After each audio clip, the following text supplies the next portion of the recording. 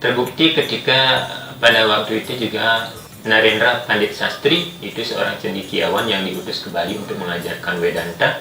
Beliau adalah tokoh India yang berhasil mengkonsepkan Puja Trisandi, membuat Puja Trisandi itu dari rangkaian beberapa mantra yang ada dalam kitab suci dan beberapa setawu itu untuk mengakomodir, sehingga masing-masing masyarakat yang walaupun sudah disatukan tetapi istiadatnya masih mereka pegang dengan kuat kan, itu agar terakomodasi akhirnya dibuatkan sebuah konsep pemujaan doa yang satu di Nusantara menjadi doa Puja Trisandi.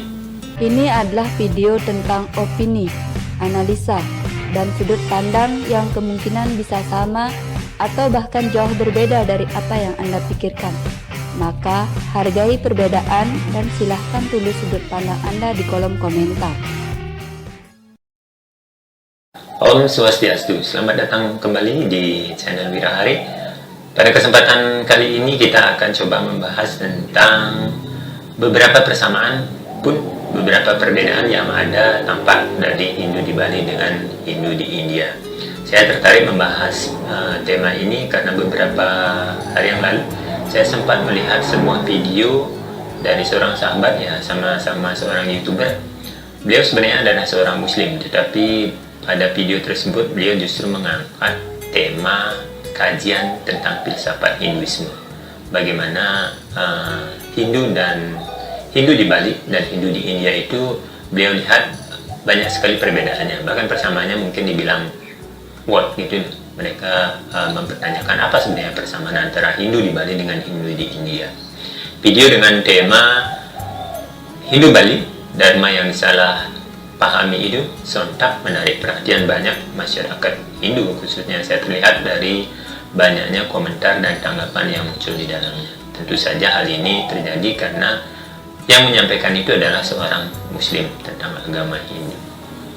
Sebenarnya apa yang diangkat sebagai kajian dalam video tersebut tidaklah salah, ya, sah-sah saja, walaupun tidak sepenuhnya bisa dikatakan benar, dalam artian karena sahabat tadi melihatnya dari satu sisi pandang saja.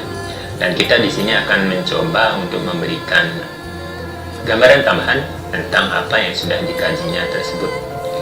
Perbedaan pertama yang dikemukakan dalam video tersebut adalah bahwa cara sembahyang agama Hindu di Bali dengan Hindu di India itu jelas-jelas sangat berbeda sekali. Kalau Hindu di Bali, seperti yang beliau saksikan, mungkin beliau lihat pernah ke Bali, adalah ketika masyarakat Bali itu bersembahyang, mereka menggunakan sarana upakara yang sangat banyak, bantenan, yang macam-macam. Tetapi hal yang sama ketika kita melihat atau menonton mungkin di YouTube, banyak upacara-upacara di India itu justru less, bahkan hanya menggunakan persembahan berupa susu, api, buah, air, demikian saja, tidak dirangkai dan sedikit tampak menjelimet seperti apa yang dilakukan oleh masyarakat Bali. Kalau kita cermati secara lebih dalam, sebenarnya prosesi ritual di agama Hindu Bali dengan Hindu di India itu sama-sama saja, sama-sama dalam artian dalam kasana Hindu kita mengenal yang namanya ada mantra, tantra, dan yantra. Nah, kalau di Hindu Bali kita lihat memang yantra atau simbol-simbol dari mantra tersebut lebih banyak dipergunakan. Namun begitu, dalam setiap prosesi upacara akan terlihat bahwa beberapa unsur dalam pembuatan ritual itu adalah seperti patram, puspang, palam, toyam. Itu selalu ada. Selalu ada daun, bunga, buah, dan air. Juga api sebagai sarana upacara. Bukankah mantra juga sering dikatakan sebagai mantra bisu? Misalnya Banten Tetulung itu biasanya diartikan sebagai bagaimana upaya kita agar bisa hidup saling tolong-menolong, tolong-menolong. Banten Sesair juga dimaksudkan agar hidup selalu rahayu, ayu sejahtera. Itulah mantra yang dibisukan dalam bentuk Banten untuk mengakomodir seni lokal. Saya kira hal ini tidak masalah, dalam artian bukan sesuatu yang benar-benar berbeda. Dalam artian walaupun Banten atau sarana upacara yang dibuat di Bali itu tampak meriah, tampak agak rumit sekali karena banyak sekali jika dibandingkan dengan India, dengan Hindu di India. Tapi ada 4 unsur dalam setiap beban tenang atau ritual dalam agama Hindu Bali maupun agama Hindu India itu yang tidak mereka lupakan, yakni adanya daun, bunga, buah, dan juga air. Ini sesuai dengan ujar-ujar sastra dalam Bhagavad Gita bab 9 sloka 26.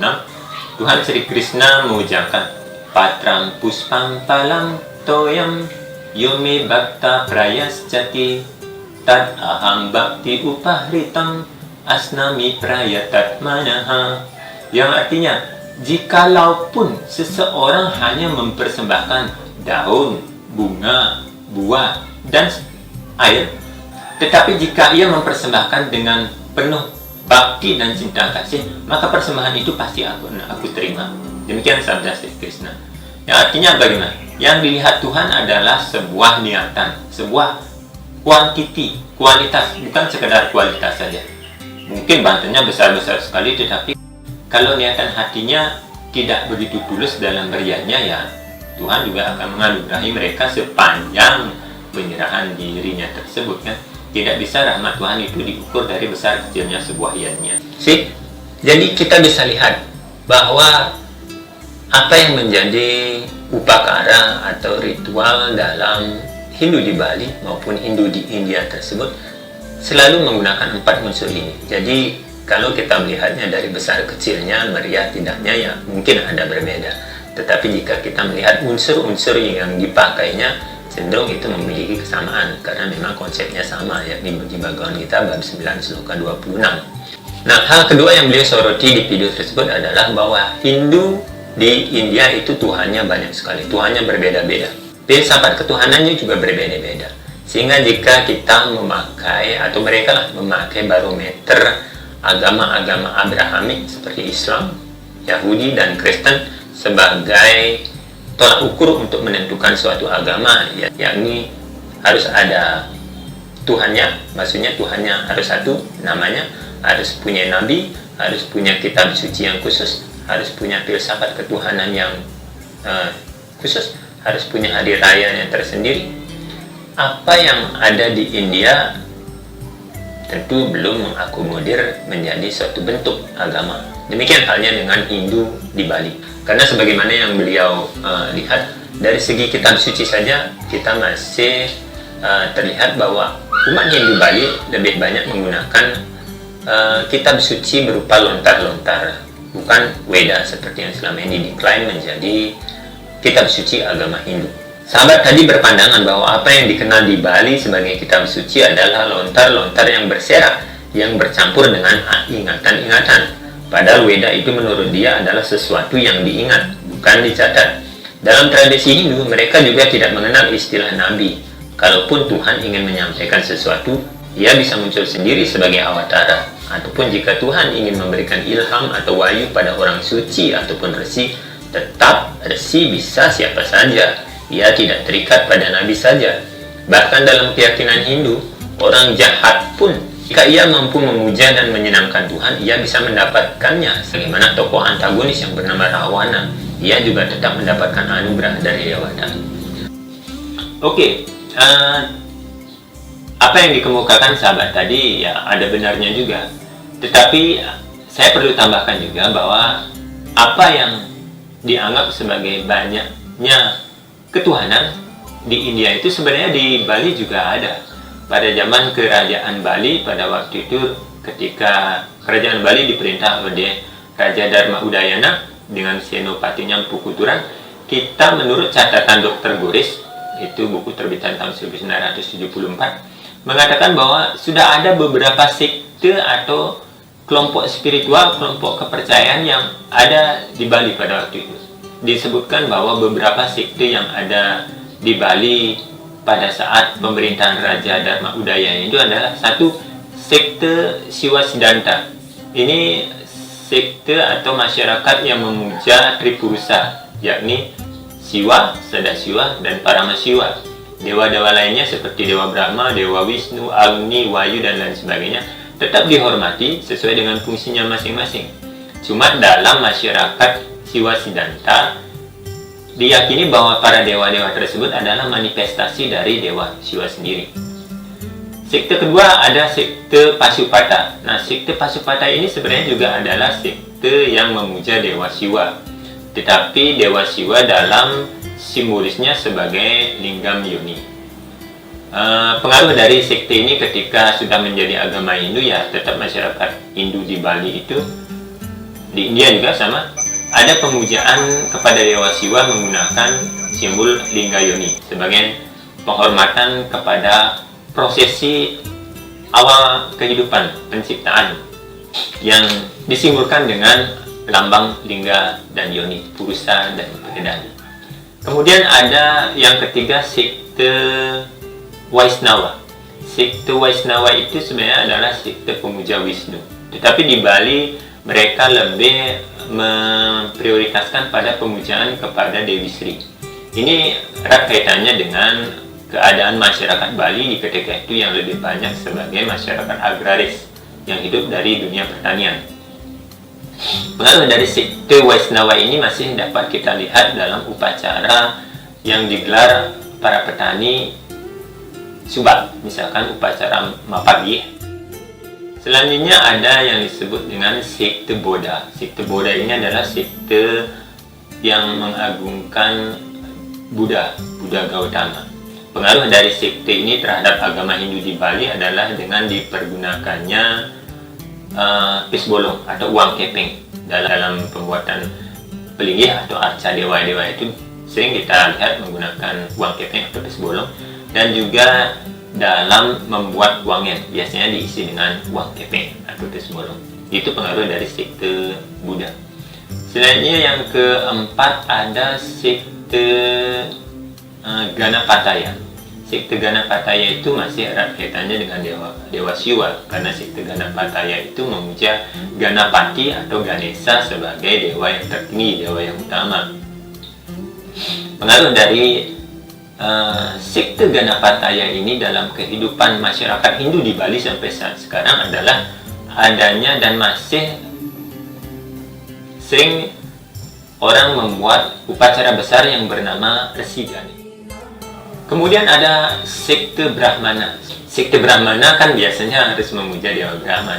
Sekte Brahmana ini justru memuja Agni sebagai dewa tertinggi. Kaitannya mungkin seperti ini. Kalau dulu kita diberikan pemahaman bahwa Brahma, Wisnu, Siwa ini mewakili tiga aspek penting dalam kehidupan. Brahma mewakili api, Wisnu mewakili air, dan juga Siwa mewakili angin.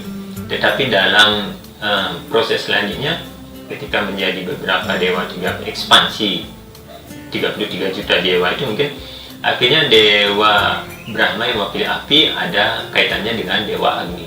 Dewa Wisnu yang mewakili air itu akhirnya ada Varuna. Selanjutnya Dewa Siwa yang mewakili angin ada Dewa Bayu. Oke, just begini. Terlalu panjang penjelasannya. Kita kembali kepada sekte Brahmana. Di sekte Brahmana ini masyarakat memuja Dewa Agni sebagai dewa yang utama.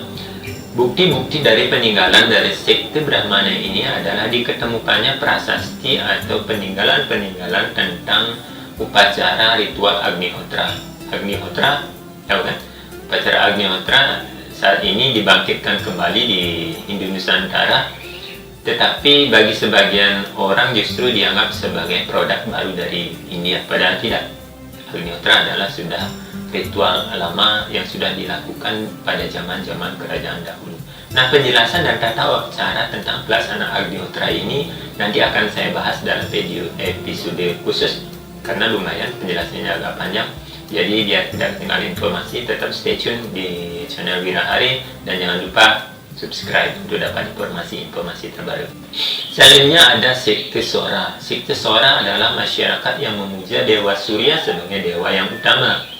Pengaruhnya sampai saat ini juga pada Hindu di Bali adalah diselenggarakannya upacara Surya Sewana. Itu biasanya dilakukan oleh para sulinggih. Pagi ini aku melakukan Surya Sewana. Atau dalam bait ke-1 dalam Panca Kramaning Sembah. Itu kita bisa cek. Itu ada pemujaan kepada Dewa Surya. Om Raditya Siya Param Jyotir Rakta Tejo Namastutik, ya. Itu pemujaan kepada Dewa Surya. Itu salah satu peninggalan dari Sikte Sora, di mana Dewa Surya dianggap sebagai dewa tertinggi, sebagai saksi dalam setiap kali upacara. Selanjutnya yang terakhir adalah Sikte Bhairawa. Sikte Bhairawa ini juga masih erat kaitannya dengan pemuja Siwa, tapi kepada saktinya, yaitu Dewi Durga. Pemujaan kepada Dewi Durga sebagai dewi yang utama. Nah, identik dengan keunikan dari Sikte Bhairawa ini adalah dipergunakannya daging, darah, tuak, dan beram dalam setiap kali upacara. Itu masih terlihat sampai saat sekarang kan. Masyarakat Bali ketika melakukan upacara masih sering menggunakan hal-hal seperti ini, adalah pengaruh dari Sikte Bhairawa.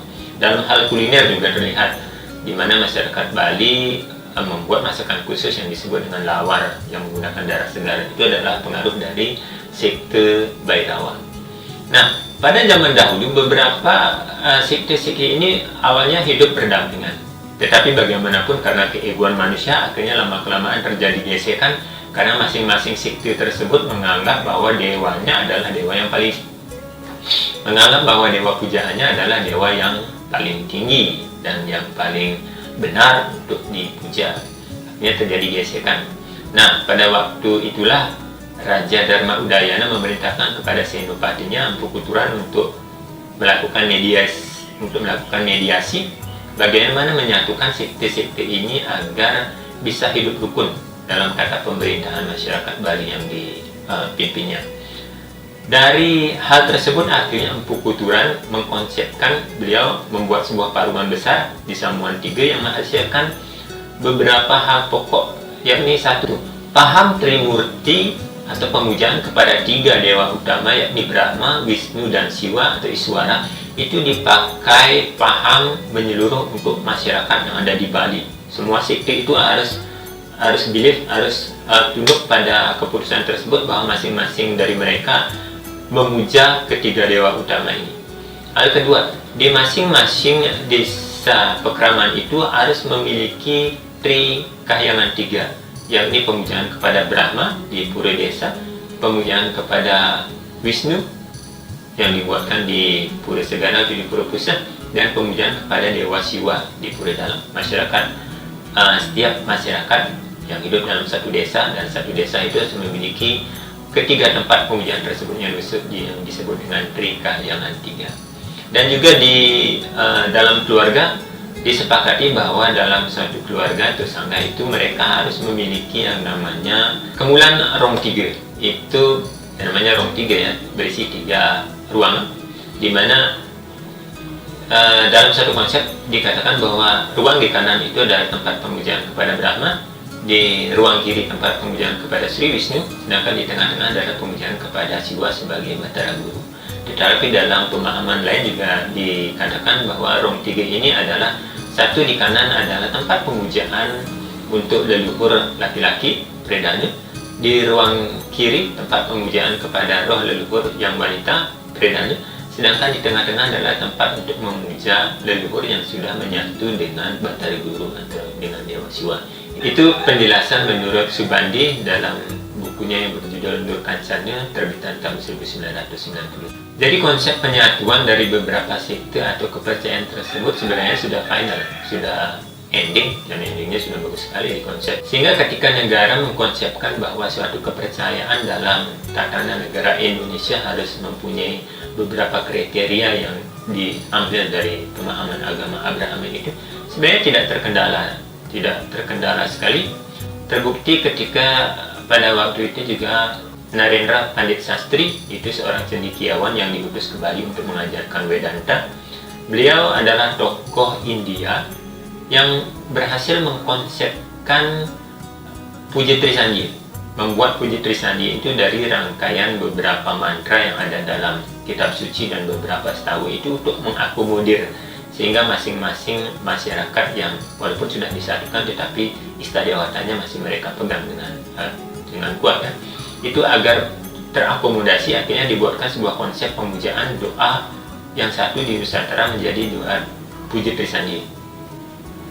Untuk video ini para sahabat bisa lihat di video saya sebelumnya dengan judul Gayatri dan Sejarah Puja Trisandi.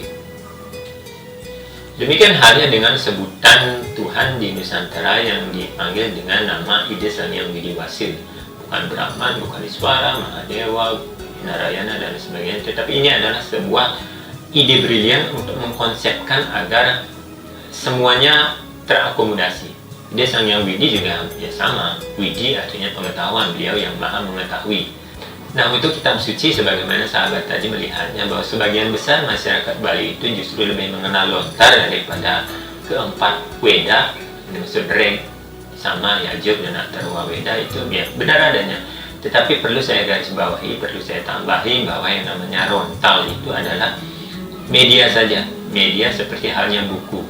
Dalam bahasa Jawa ataupun bahasa Bali, rontal itu adalah berasal dari kata ron dan tal, daun tal atau daun palem yang untuk mencatat. Karena pada waktu itu di kehidupan masyarakat, lontar adalah satu-satunya media untuk melakukan pencatatan. Isi lontar tidak sepenuhnya adalah isi dari kitab suci. Banyak orang juga mencatat masalah-masalah yang tidak ada kaitannya dengan agama itu dalam lontar. Jadi supaya tidak salah untuk memahami. Dan beberapa lontar yang erat kaitannya dengan kehidupan beragama itu sebagian besar isinya juga diambil dari beberapa pemahaman, beberapa ajaran yang bersumber dari Catur Weda.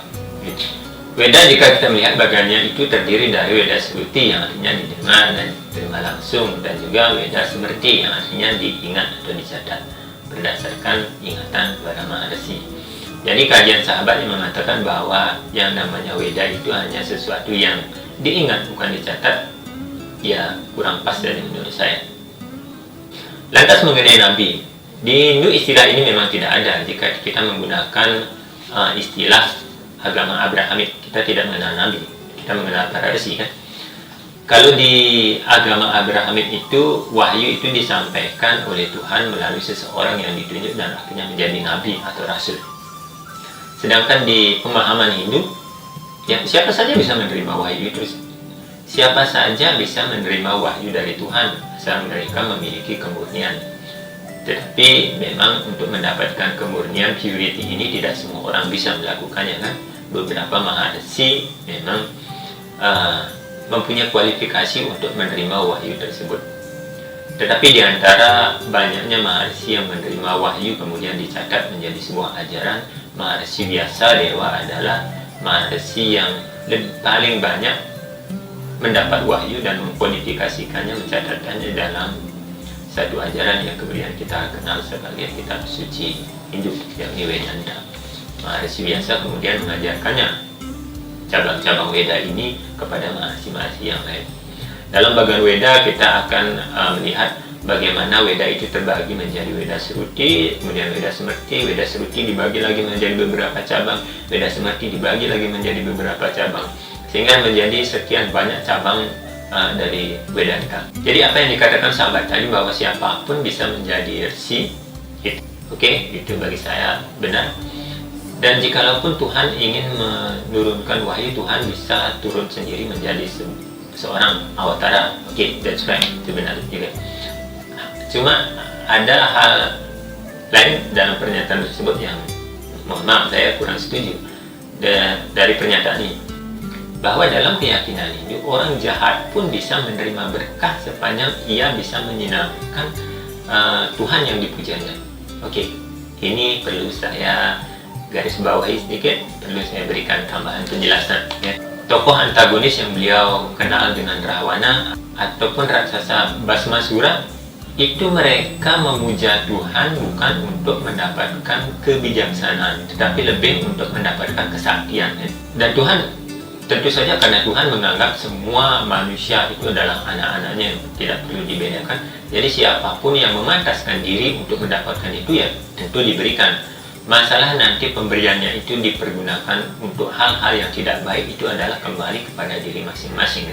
Dalam Bhagavad Gita bab 3 sloka 11 dan sloka 12, Tuhan Sri Krishna juga pernah menyabdakan seperti ini. Dalam bab 3 sloka 11, Dewan bawayantanena te dewa bawayantua paras param bawayanta streyah param awapsyata, yang artinya Para dewa sesudah dipuaskan dengan pelaksanaan yajna atau korban-korban suci juga akan memuaskan engkau. Dengan demikian, melalui kerjasama antara manusia dengan para dewa, maka kemakmuran akan berjaya bagi semua. Di sloka selanjutnya, di bab 3 sloka 12, Istan bogan hiwo dewa dasyante yagya bawitaha terdatan aparadyaibyo yobon testena ewasa, yang artinya para dewa mengurus berbagai kebutuhan hidup. Jika para dewa dipuaskan dengan pelaksanaan korban-korban suci, para dewa itu juga akan menyediakan segala kebutuhan untukmu. Tetapi orang-orang yang menikmati berkat-berkat dewa tersebut tanpa mempersembahkannya terlebih dahulu kepada para dewa sebagai balasan adalah seorang pencuri. Nah, lantas beberapa hal menarik yang perlu saya cermati dan saya berikan gambaran bagaimana kita bisa meyakini bahwa agama Hindu di Bali dengan agama Hindu di India itu memiliki link yang sangat besar, memiliki kriteria persamaan antara peradaban di Bali dengan peradaban Hindu di India. Pertama, di Bali ada tradisi keagamaan yang bernama potong gigi. Ketika seorang anak itu memasuki masa akil balik, itu biasanya dilakukan upacara mepandes atau potong gigi. Tradisi ini terinspirasi dari cerita Dewa Ganesha yang memotong taringnya untuk membunuh raksasa. Simbol yang mau diangkat dari upacara mepandes ini tentu adalah bagaimana seorang anak itu dipersiapkan untuk bisa mengalahkan musuh-musuh yang ada dalam dirinya itu berupa sadripu yang dilambangkan dengan keenam gigi yang akhirnya dipotong, simbolik potong itu, agar beliau bisa memenangkan. Karena Ganesha sendiri mengikhlaskan taringnya dipotong demi untuk memenangkan dirinya melawan raksasa atau iblis. Jadi dalam keyakinan masyarakat ini, upacara mepandes atau potong gigi ini maknanya salah satunya ya begitu, agar kita bisa memenangkan pertempuran lawan musuh-musuh yang ada dalam diri. Kedua, doa mantra dan dewa-dewa pujaan antara Hindu di Bali dengan Hindu di India itu tidak ada bedanya. Di Hindu di Bali memuja Brahma, Wisnu, Iswara, dan dewa-dewa yang lainnya itu namanya sama seperti dewa-dewa di India. Kecuali ya dewa-dewa di India, mantranya juga hampir serupa. Kita bisa dengar ketika seorang pemangku atau sulinggi itu Ngargi Tirti itu beliau memuja nama-nama sungai suci yang ada di India. Oh, Gangge Ca, Yamuna Caiwa, Godavari, Saraswati, Narmadi, Sindhu, Kaveri, Jalismin, Sandidin, Kuru, Kansi. Ada sungai Gangga, Yamuna, Saraswati, Narmadi, Kaveri. Itu dipuja sebagai sungai-sungai suci yang memberikan kesuciannya kepada air yang akan dipakai untuk puja itu. Kita belum menemukan bahwa mantra itu menggunakan atau mencantingkan nama-nama sungai suci yang ada di Bali, di Nusantara. Itu sebagai bukti bahwa Hindu di Bali itu erat kaitannya dengan Hindu di India. Jadi hampir sebagian besar ada kesamaannya, bukan perbedaannya. Perbedaannya ada, tetapi hanya sekecil saja ya. Nanti kita bahas di bagian akhir dari video ini. Selanjutnya ada ajaran Pancasrade, ini juga sama. Srade atau yang namanya kalau di umat lain adalah rukun ya. Itu menjadi landasan untuk seseorang menganggap dirinya sebagai seorang Hindu. Percaya dengan adanya Tuhan, percaya dengan adanya Atman, percaya dengan adanya karma pala, percaya dengan adanya reinkarnasi dan punarbawa, dan percaya adanya moksa atau pelepasan. Itu diyakini oleh hampir semua masyarakat Hindu yang mengaku dirinya sebagai penganut agama Hindu. Kesamaan lainnya adalah tentang hari raya. Di Bali ada kita kenal sebagai hari raya Galungan atau Kuningan, dilangsungkan selama 10 hari ya. Rentang antara Galungan dan Kuningan itu 10 hari. Ini di upacara atau hari raya Galungan dan Kuningan adalah upacara untuk merayakan kemenangan Dharma atas Adharma. Di India, upacara yang sama yang dilangsungkan juga hampir 10 hari dan dimaknai sama juga sebagai upacara untuk merayakan kemenangan Dharma atas Adharma. Ini juga dilakukan. Namanya adalah upacara Dasara atau Wijayadasami atau Nawaratri. Cuma dalam pemahamannya sedikit berbeda. Kalau di Bali, upacara Galungan dan Kuningan itu dimaknai sebagai kemenangan Dewa Indra melawan raksasa Maya Denawa. Sedangkan di India, upacara Dasara itu biasanya adalah upacara untuk merayakan kemenangan Rama yang mewakili Dharma atas Adharma yang mewakili Adharma, sifat-sifat yang jahat. Upacara Dasara di India itu dilambangkan biasanya secara besar-besaran sekali. Mereka membuat patung seperti ogoh-ogoh. Kalau di Bali itu ogoh-ogoh Rahwana, kemudian dibakar ramai-ramai kan. Itu wujudnya bahwa kita sudah mengalahkan adharma dengan dharma atau kebenaran. Persamaan kelima juga masih dalam hari raya, itu hari pemujaan kepada Siwa di malam Siwa yang disebut dengan Siwa Ratri atau malam Siwa. Ini semua masyarakat Hindu di Bali akan merayakannya setiap Sasik Kepitu. Di dalam Kepitu itu merayakan hari raya Siwalatri. Sama juga di India atau di negara-negara lainnya, pemujaan ini ada sama. Jadi masih erat kaitannya, sama-sama ada kesamaan. Selanjutnya adalah tradisi Surya Sewana atau Agnihotra, seperti yang sudah saya sebutkan di bagian awal, bahwa upacara ini masih erat kaitannya. Di Hindu di India melakukannya, Hindu di Bali juga melakukannya. Jadi tetap ada kesamaan, tidak ada perbedaan yang terlalu signifikan.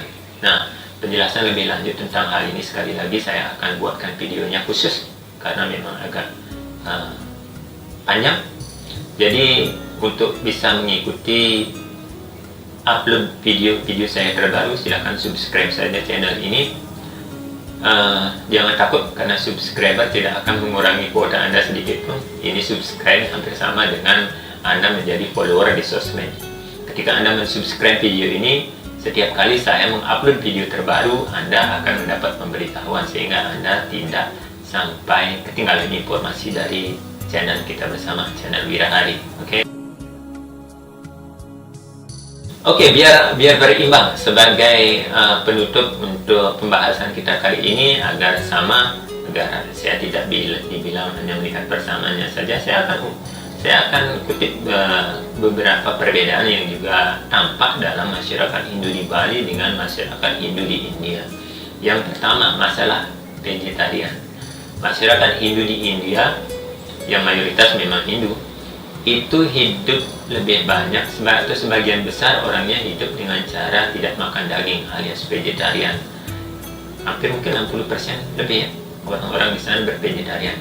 Tetapi tidak demikian halnya dengan masyarakat Hindu di Bali, karena memang tradisi di Bali itu lebih banyak dipengaruhi oleh beberapa sekte percampuran. Itu sekte yang lebih banyak dari garis Siwa, seperti misalkan sekte Bhairawa itu mendominasi, sehingga setiap kali ada upacara itu selalu ada persembahan daging, darah, dan di kuliner khas kita ada lawar, sehingga sulit menjadikan orang vegetarian. Bukan tidak ada, beberapa kelompok spiritual atau mungkin yang tidak mengikuti kelompok spiritual pun hidup dengan cara bervegetarian atau tidak makan daging.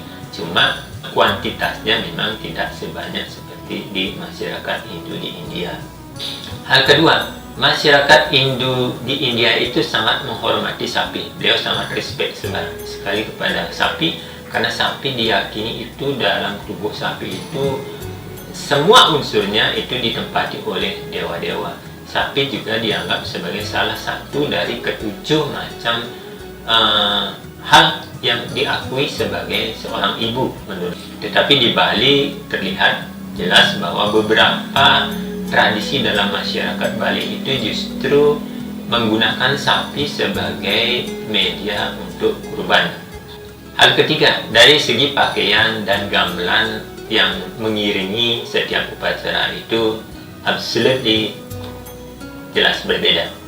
Kita bisa melihat dari pakaiannya dan juga gamelan-gamelan yang dipakainya itu lebih banyak perbedaannya.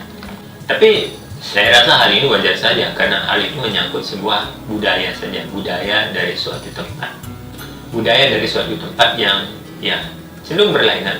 Jangankan di beberapa negara perbedaannya sudah sangat jauh kan. Di Nusantara sendiri, pemeluk agama Hindu di Bali dengan Hindu etnis Jawa itu sudah berbeda pakaiannya kan.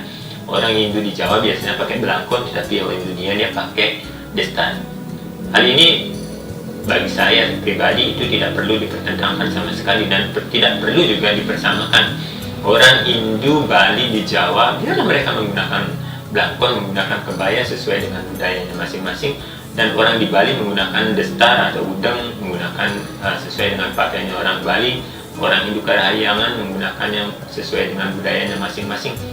Biarlah ini menjadi khasanah yang mempercantik, yang memperkaya khasanah budaya Hindu. Jadi kita tidak perlu mempersamakan orang Hindu Jawa mesti juga menggunakan adem, harus juga menggunakan udeng atau kebaya seperti halnya orang Bali. Tidak mesti demikian, karena itu hanya menyangkut pakaian budaya, karena itu hanya menyangkut budaya berpakaian sesuai dengan kearifan lokal tempat di mana Hindu berkembang.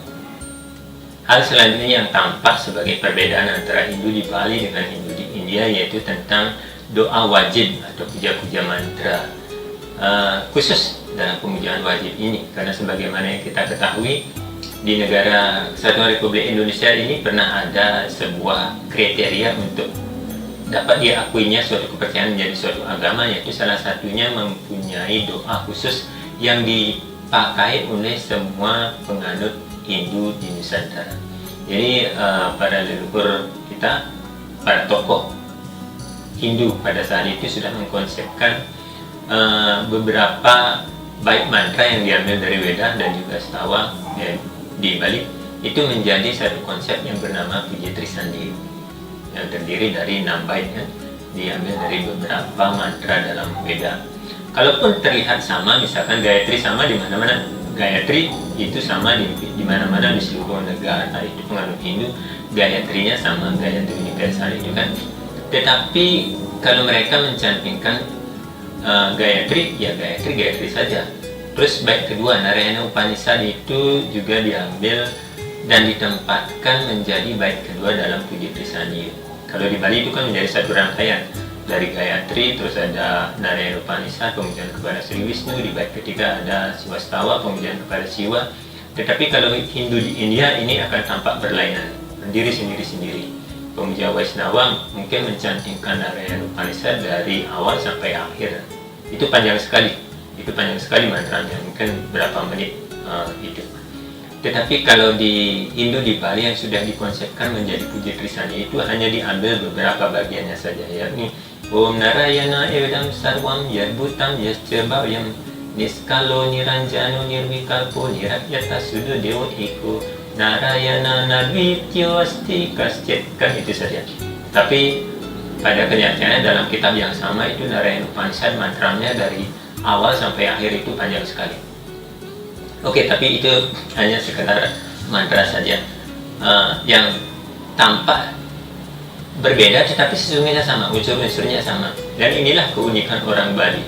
Keunikan orang Bali di mana semua generasi muda Hindu itu harus tahu dan menjadi sebuah kebanggaan bahwa tokoh-tokoh Bali seperti Empu Kuturan dan juga para pengkonsep dan memperjuangkan kepercayaan ini menjadi agama resmi di Indonesia itu sudah berhasil mengkonsepkan dan menyatukan beberapa mazhab kepercayaan yang ada dalam masyarakat Hindu dan masyarakat Bali yang kemudian tergabung menjadi satu wadah yang bernama agama Hindu, itu menjadi sebuah pemersatu agama besar di Nusantara kan.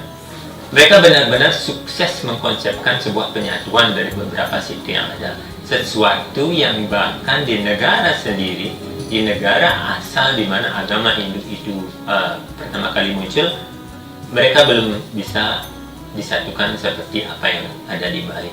Jadi itu yang perlu dibanggakan sebagai orang Bali kan, orang Bali. Tetapi kita pun tidak mesti tetapi kita pun tidak bisa berbangga mendoktrin kebesaran mereka. Kita harus besar dari diri masing-masing. Dalam artian begini, ketika Empu Kuturan pada zaman kerajaan Bali pada waktu itu, mereka berhasil dan para pemuja pengikut sekte-sekte ini juga berbesar hati untuk melebur diri dalam satu wadah yang bernama agama Hindu. kita pun pengikutnya, generasinya juga mesti berbesar hati menerima bahwa setiap perbedaan itu wajar saja. Perbedaan pasti ada kan, sebagai dualitas ada perbedaan, ada persamaan. Tetapi setiap perbedaan yang ada di antara penganut agama Hindu janganlah terlebih besar-besarkan. Mari kita melihat persamaannya, bahwa kita sama-sama memuja Tuhan yang satu. Jangan lagi kita justru memperbesarkan atau berusaha menonjolkan perbedaan-perbedaan yang ada kan. Kita kan seperti tampak kembali ke zaman sikte-sikte terdahulu. Kita mengagungkan bahwa dewa atau Tuhan inilah yang saya puja adalah Tuhan yang tertinggi, paling benar, dan yang paling tinggi derajatnya dibandingkan dengan Tuhan pujaan orang lain. Itu sama sekali tidak benar adanya, karena ini akan mengkotak-kotakkan kita dalam pemahaman yang lebih sempit kembali. Kita akan kembali ke zaman di mana sikte-sikte itu saling bergesekan dan menimbulkan pertikaian. Itu tentu tidak diinginkan oleh kita sendiri maupun para leluhur dari agama Hindu ini. Istadewata sesungguhnya kalau saya analogikan itu seperti kita mempunyai pasangan. Ketika kita memiliki pasangan, kita wajib untuk mencintai sepenuh hati pasangan kita. Kita berhak dan boleh, tentu wajar juga kalau kita mengagungkan, memuji-muji pasangan kita sebagai yang terbaik. Tetapi perlu diingat bahwa ini hanya untuk kalangan sendiri, untuk diri Anda sendiri. Ketika Anda menganggap bahwa istri Anda adalah wanita tercantik, itu adalah benar, supaya Anda tidak pindah ke lain hati kan. Tetapi ketika Anda mengatakan bahwa wanita lain selain istri Anda itu jelek, this is a problem. Ini yang akan jadi masalah. Sama halnya dengan Istadewata. Kita boleh mengagungkan, misalnya saya pemuja Siwa. Siwa adalah dewa saya tertinggi, dewa yang paling benar. Itu benar. Tapi kalau Anda menganggap bahwa Narayana itu lebih rendah daripada Dewa Siwa, atau pemuja Brahma itu lebih rendah daripada Siwa, ini juga akan menjadi masalah. Sebaliknya juga demikian. Jika Anda pemuja Narayana, pemuja Wisnu, atau mungkin Anda pemuja Krishna, menganggap Tuhan adalah yang Tuhan tertinggi adalah Sri Krishna, sedangkan Dewa Siwa atau Brahma adalah lower god yang lebih rendah, ini akan juga bisa menimbulkan masalah jika Anda mengekspresikannya, jika Anda mengeluarkan hal tersebut kepada orang-orang yang justru berbeda keyakinan dengan Anda. Jadi perbedaan itu simpan untuk diri sendiri agar menjadi fanatisme, dalam artian Anda fanatik dengan Istadewata Anda, tetapi Anda tidak menjudge keyakinan orang lain sebagai sesuatu yang lebih rendah, agar tentu saja Hindu tetap bisa bangkit dan berdaya kembali. Oke? Jadi pesan saya di sesi terakhir dalam video ini, mari kita jaga Hindu Nusantara ini, Hindu yang universal, sesuai dengan mantra yang sering kita ucapkan, Om Santi, Santi, Santi. Kan begitu? Kita terus mengucapkan kata Santi. Kita mengharapkan sebuah kedamaian, kedamaian dalam hati, kedamaian dalam pikiran, dan kedamaian di semesta raya ini. Jadi marilah dengan cara apapun kita berusaha mewujudkan mantra-mantra tersebut menjadi sebuah kenyataan agar hidup kita menjadi masyarakat Hindu dipenuhi dengan kata Santi. Mari kita jaga tradisi-tradisi yang sudah diwariskan oleh para leluhur dan tokoh Bali itu, seperti konsep penyatuan ini dengan baik, bukan dalam artian dengan harga mati sekali. Tradisi atau budaya yang sudah baik, mari kita pelihara dan tetap jaga. Tapi yang sudah tidak relevan dengan perkembangan zaman, mari kita update, kita revisi lagi. Mungkin ada sesuatu yang perlu dibenahi dan perlu ada sesuatu yang dihilangkan. Kalau memang perlu dihilangkan, ya dihilangkan. Tetapi tetap mengacu pada yang namanya Dharma dari agama itu sendiri. Hindu di Bali dengan Hindu di India sekali lagi tidak perlu dipertentangkan, karena sebagian besar masih erat sekali kaitannya dan persamaan antara agama Hindu di Bali dengan agama Hindu di India. Terbukti juga tokoh yang memperjuangkan agama ini biar menjadi agama resmi di Indonesia itu, yang membuat petisi kan yang namanya Narendra Pandit Sastri. Itu cendekiawan Hindu dari India. Dia membuat suatu konsep, membuat petisi dan disetujui oleh Insinyur Soekarno, presiden pertama di ketika itu, agar kepercayaan yang ada di Bali itu yang sudah identik dengan agama Hindu itu bisa diakui menjadi salah satu agama resmi di Nusantara. So, mulai hari ini nanti kan perbedaan jangan terlalu dibesar-besarkan, kita lihat persamaannya dan kita sama-sama bangkit untuk membuat Hindu berjaya kembali di Nusantara. Jadi itu saja yang bisa saya bahas dan sampaikan pada kesempatan ini. Jika ada saran, ide ataupun masukan untuk memperbaiki konten-konten selanjutnya dalam channel Wirahari, silakan tulis di kolom komentar yang sudah ada. Terima kasih atas perhatiannya. Saya tutup dengan Param Santi. Om Santi, Santi, Santi, Om.